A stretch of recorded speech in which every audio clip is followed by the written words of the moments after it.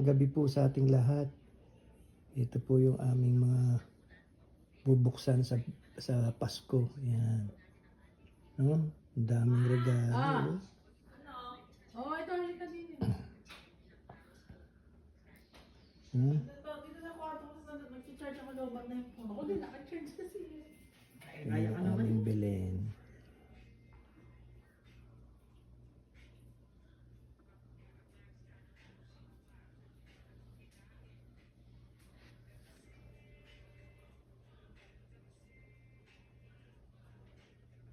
Siyempre, meron tayong special.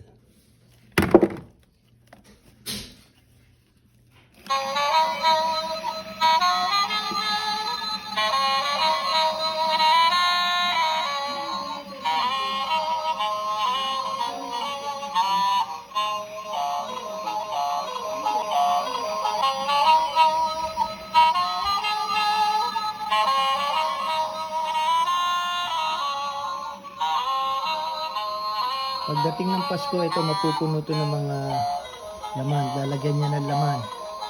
Ha? Lahat yung laman.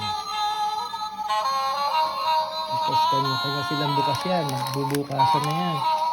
Ito yung sa bunso namin. Kylie. Lahat yan, meron yan. Ha? Okay, see you. Merry Christmas sa lahat. At sabay-sabay nating abangan ang 2026. Ayan, next year is coming. Bye. I love you.